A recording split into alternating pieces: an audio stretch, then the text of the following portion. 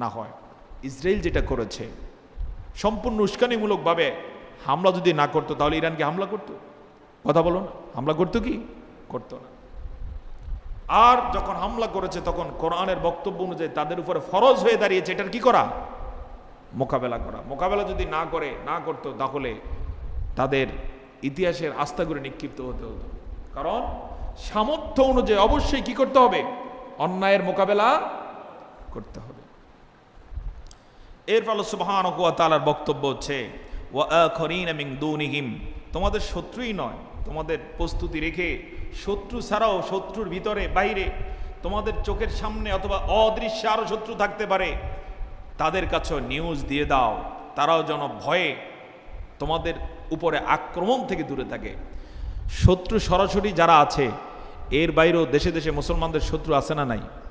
কি মনে আছে না নাই? আছে। বরং কখনো কখনো দৃশ্যমান শত্রুর চেয়ে অদৃশ্য শত্রু কি ভয়ঙ্কর হতে পারে। আল্লাহ তাআলা বলেন লা তা'লামুনাহুম, তোমরা তাদের বিষয়ে জানো না কারা শত্রু হতে যাচ্ছে। যেমন আমরা আজও জানি না আমাদের শত্রু হয়তো বা কারা, আগামী জেনারেশন শত্রু কারা হবে আমাদের কিছুই জানা নাই। এই জন্য আল্লাহ কমন বিষয় বলে দিচ্ছেন, তোমরা প্রস্তুতি গ্রহণ করো সাধ্য অনুযায়ী। এই সাধ্য অনুযায়ী অস্ত্র, সাধ্য অনুযায়ী তোমাদের বাহন, সাধ্য অনুযায়ী তোমাদের যা কিছু দরকার আছে। আধুনিক তাফসিরগুলোতে এসেছে সেক্ষেত্রে ড্রোন হতে পারে, মিসাইল হতে পারে, সেক্ষেত্রে আরও যে বিষয় যেগুলো পৃথিবীকে চমকে দিতে পারে এমন এমন প্রস্তুতি তোমরা রাখো। মারার জন্য নয়, বরং শত্রুদেরকে কি দেখানোর জন্য? ভয় দেখানোর জন্য। পাশাপাশি শত্রু যদি কখনো আক্রমণে আসে যেন প্রতিরোধ করে তুলতে পারো। প্রতিরোধ করতে গিয়ে যেন আবার দৌড়াদৌড়ি করা না লাগে, কাফেরদের কাছে যেন ধন্না দেয়া না লাগে, বরং তুমি যেন তোমার প্রতিরোধ ব্যবস্থা নিশ্চিত করতে পারো, তোমার জাতির মুক্তির জন্য তুমি যেন তাৎক্ষণিক ব্যবস্থা গ্রহণ করতে পারো, সেই ব্যবস্থা নাও। সুবহানাল্লাহ। এরপর আল্লাহ তাআলা এবার চমৎকার একটা বিষয় বলছেন, সবাই কান খাড়া করে শুনুন। আল্লাহ তাআলা বলেন আল্লাহু ইয়ালামুহুম, তোমরা তাদেরকে চেনো না কিন্তু আল্লাহ তাআলা তাদেরকে জানেন যারা তোমাদের শত্রু হবে, তোমাদের ক্ষতি করতে পারে, তোমাদের উপরে আক্রমণ করতে পারে, তোমাদেরকে কখনো ক্ষতির সম্মুখীন কারা করবে আল্লাহ জানেন। সুতরাং এভাবে প্রস্তুতি যেমন রাখবে। আবার শোনো, আমা তুনফিকু মিন শাইইন ফি সাবিলিল্লাহি ইউআফা ইলাইকুম ওয়া আনতুম লা তুযলামুন। তোমরা যে অস্ত্র শস্ত্র নিয়ে এভাবে প্রস্তুতির জন্য যে টাকা পয়সা খরচ করবা, শোনো এগুলো সব আল্লাহর রাস্তায় খরচ করার সমতুল্য সওয়াব তোমরা পেয়ে যাবা। সুবহানাল্লাহ। মুসলিম সেনাবাহিনীর জন্য যত খরচ, ইভেন তাদের গাড়ির তেল, পেট্রোল, টায়ার, এর জন্য যদি খরচ হয় মুসলমানদের টাকা থেকে, এগুলো সব দান করার সমতুল্য সওয়াব আল্লাহ মুসলমানদেরকে দিয়ে দিবেন। আল্লাহু আকবার। ওয়া আনতুম লা তুযলামুন, আল্লাহ তাআলা আরো বলছেন এই ক্ষেত্রে তোমাদের প্রতি জুলুম করা হবে না। এমনকি অস্ত্র শস্ত্রের জন্য, তোমাদের প্রতিরক্ষার জন্য যত খরচ করা হবে, এই খরচ তোমরা যারা বহন করেছো এর একটা পয়সাও বৃথা যাবে না, সবগুলোর উত্তম প্রতিদান আল্লাহ তোমাদেরকে দিয়ে দিবেন। সুবহানাল্লাহ। এই জন্য এই বিষয়ে বলা যায়, জনগণের ট্যাক্সের টাকায় যদি অস্ত্র কেনা হয় মুসলমানদের নিরাপত্তার জন্য, এমন না জাতিসংঘের নিরাপত্তার জন্য। আমাদের সেনাবাহিনীর অতীতের রেকর্ড খুঁজলে বেশিরভাগ মুসলমানদের সেনাবাহিনী মুসলমানদের স্বার্থে বেশি ব্যয় হয়েছে না কাফেরদের স্বার্থে বেশি ব্যয় হয়েছে বলতে পারেন? খুব কষ্টদায়ক কথা বলা যায়, জাতিসংঘের অধীনে যেখানেই তারা খেদমত করেছেন বেশিরভাগ মুসলমানদের বিপক্ষেই তাদের কাজ করতে হয়েছে।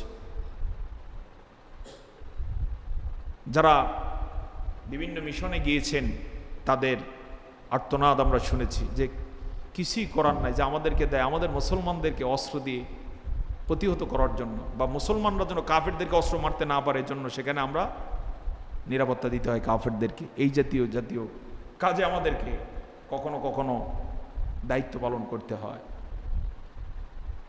দেশে দেশে আজকে এরকম বহু কিছু আছে যেটা মুসলমানদের পক্ষে আসতেছে না। তবে যদি ইসলামী সরকার হয়, মুসলিম সরকার হয়, তাহলে জবাবদিহিতা আছে না নাই? একটা বুলেট তখন মুসলমানদের স্বার্থের বিপক্ষে কখনো ব্যয় হবে না। আর ইসলামী সরকার যদি না হয়, সে নিজেই তো ইসলাম মানে না, তাহলে তার সেনাবাহিনী ইসলাম মানবে কোত্থেকে? সেই টাকা পয়সা মুসলমানদের ব্যয় হলে পরে সেখানে সওয়াব হবে কিনা আমরা সে ফতোয়া দিতে যাব না। তবে এতটুকু বলা যায়, ইসলামী সরকারের অধীনে যদি কোনো সেনাবাহিনীর, নৌবাহিনীর, বিমান বাহিনীর, প্রতিরক্ষা বাহিনীর একটা বুলেটও কেনার টাকা মুসলমানদের পক্ষ থেকে যায়, সেটাই আল্লাহ তাআলা দান হিসেবে, সাদাকা হিসেবে কবুল আর মঞ্জুর করে নিয়ে তাকে সওয়াব দিয়ে দিবেন। সুবহানাল্লাহ। আসুন আমরা এই জন্য আত্মবিশ্বাস লালন করি যে কাফের মুশরিক যারা, এরা আমাদের থেকে এগিয়ে না পিছিয়ে আছে? অবশ্যই পিছিয়ে আছে আল্লাহ তাআলার ভাষায়।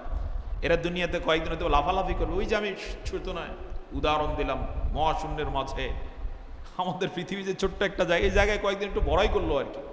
তবে সেই বড়াইয়েরও সুযোগ নাই আমরা যদি পূর্ণ প্রস্তুতি গ্রহণ করতে পারি। আমাদের মুসলিম সৈন্যবাহিনী, আমাদের মুসলিম সরকার যদি সেভাবে প্রস্তুতি গ্রহণ করতে পারে, আর ওদের দুনিয়াও নাই, তখন আখেরাত তো টোটালি কি তাদের অন্ধকার।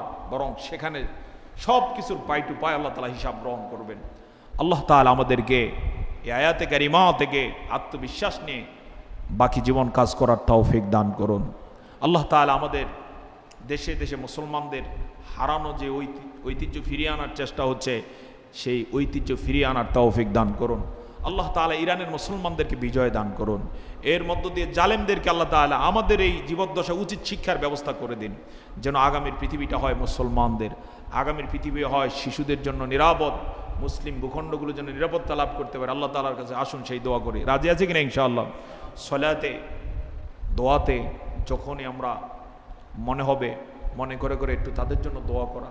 হৃদয়ে রক্তক্ষরণ আছে না নাই? ইরানে যেদিন হামলা করে বসেছে, নিউজ পাওয়ার পর থেকে অনেক রাতে ঘুমাতে পারেন নাই, কি হচ্ছে না কি হচ্ছে। এটা ইমানদারির লক্ষণ। সেই জায়গা থেকে আসুন আমরা মাঝে মাঝে চোখের পানি ছেড়ে একটু আল্লাহর কাছে দোয়া করি। ইরান আমাদের কাছে নয়, তবে ইমানের কারণে কাছে না দূরে? কথা বলুন, কাছে না দূরে? কাছে। তারা যদি হেরে যায়, আল্লাহ না করুন, আরো ক্ষয়ক্ষতির শিকার হতে হবে। সেই ক্ষয়ক্ষতি থেকে আমরাও রেহাই পাবো কিনা যথেষ্ট কি আছে, আশঙ্কা রয়েছে। ইতিমধ্যে আপনারা জানেন আমাদের বাণিজ্যিক যেই তেলের জাহাজ, আরো বিভিন্ন জাহাজগুলো যেগুলো হরমুজ প্রণালী হয়ে এদিক সেদিক হয়ে আসা যাওয়া করে, এগুলোর সব রুট ইতিমধ্যে বন্ধ। আরো কত ক্ষয়ক্ষতির শিকার হতে পারে। এজন্য কোথাও যুদ্ধ মানে হচ্ছে আমরাও তার থেকে কি নিরাপদ নয়। তো সেজন্য আল্লাহ তাআলার কাছে দোয়া করব, জালেমকে আল্লাহ যেন হাত পা ভেঙে চুরমার করে দেন। মুসলমান দেশ হিসেবে ইরান যেন যথোপযুক্ত ভূমিকা রাখতে পারেন, এবং আশপাশের যে কাফির মুসলিম দেশগুলো আছে এরাও যেন একটু চৈতন্য ফিরিয়ে আনে। এরা চেয়ে আছে যে কি করতে পারে। এরকম চাইতে চাইতে লিবিয়া শেষ হয়ে গেল, চাইতে চাইতে ইরাককে ধ্বংস করে দেওয়া হলো, চাইতে চাইতে সিরিয়াকে শেষ করা হলো, একে একে সর্বশেষে এখন আমাদের এই প্রেক্ষাপটে এসে ইরানকে ধরা হলো। এবং আমি ওই ভিডিওটা দেখেছি, আপনারা দেখে থাকবেন, কত বড় দুঃসাহস। অবৈধ রাষ্ট্রের যেই অবৈধ প্রধানমন্ত্রী, সে বলতেছে এরপর আমাদের টার্গেট হচ্ছে পাকিস্তান।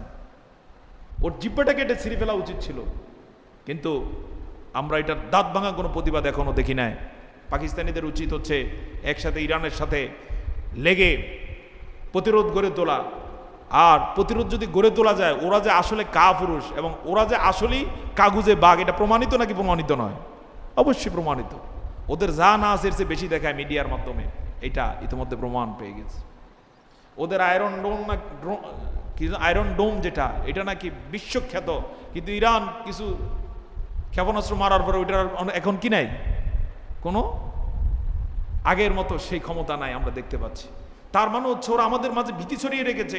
অনুরূপভাবে বাংলাদেশেও গত 15.5 বছরে এরকম পার্শ্ববর্তী দেশ একটা ভীতি ছড়িয়ে রাখছিল যে সেই সময়ের জালেমকে আর প্রতিরোধ করা, তাদেরকে উৎখাত করা সম্ভব নয়। সেক্ষেত্রে মুরব্বীরা যখন একটু জিমিয়ে পড়ছিলেন, যারা ক্ষমতার এখন বড়াই করছেন, ওনারা যখন সব যার যার জায়গায় জিমিয়ে পড়ছিলেন, সেই সময়ে কিছু আবাবিল, ছাত্র নামক আবাবিল যেন আল্লাহ তাআলা দিলেন, তারা রাস্তায় নেমে এলেন। তাদের ঐক্যবদ্ধ প্রতিরোধের কাছে জালেম পালিয়ে যেতে বাধ্য হয়। সুবহানাল্লাহ বলবো না? যেটা আমরা দিব্যি চোখে দেখতে পেয়েছি, কেউ কেউ আমরা সেখানে সামিল ছিলাম। আমরা বিশ্বাস করি এভাবে আল্লাহ তাআলা আন্তর্জাতিক পৃথিবীতেও জালেমকে উৎখাত করতে পারে। দরকার হচ্ছে মুসলমানদের একটু ঐক্য, দরকার হচ্ছে আল্লাহর প্রতি পূর্ণ আস্থা এবং বিশ্বাস, দরকার হচ্ছে যে পিছনে পালিয়ে যাওয়া নয়, প্রয়োজনে জীবন যাবে অথবা আমরা গাজী হয়ে ফিরব। এই আশা নিয়ে যদি মুসলমানরা আগাতে পারে, বিজয় অবশ্যই কি সম্ভব, তেমন একটা বিজয়ের প্রত্যাশায় আমরা আল্লাহর কাছে দোয়া করবো। আল্লাহ তাআলা সেভাবে ইরানকে বিজয় দান করুন। এবং ইরানের বিজয় মানে হচ্ছে তখন দেখবেন অনেক কিছু পরিবর্তন হয়ে যাবে ইনশাআল্লাহ। এবং আমার একটা বিশ্বাস ইতিহাসের ছাত্র হিসেবে, ইরান যদি এই যুদ্ধে বিজয় লাভ করতে পারে ইনশাআল্লাহ, ইসরায়েলের এই মানচিত্রে আর কি থাকবেন, এখান থেকে লেজ গুটিয়ে পালিয়ে যেতে বাধ্য হবে। 47-এর আগে যেভাবে আসছে ওভাবেই এক কাপড়ে চলে যেতে হবে ইনশাআল্লাহ। এরপরে আপনার অনেক কিছু দেখেন, আমেরিকার যে খবরদারি, একবারে গ্রাম বাংলার ভাষায় গুন্ডামি, আটলান্টিকের ওপার থেকে এসে ইসরায়েলকে দিয়ে মধ্যপ্রাচ্য নিয়ন্ত্রণ করছে, শাসন করছে, এগুলো আর থাকবে না। অনেক কিছুর আল্লাহ তখন বরকত দিতে পারেন ইনশাআল্লাহ। সেই প্রত্যাশায় আমরা আল্লাহর কাছে দোয়া করবো। ওমা তৌফিক ইল্লা বিল্লাহ। আসসালামু আলাইকুম ওয়া রাহমাতুল্লাহি ওয়া বারাকাতুহু।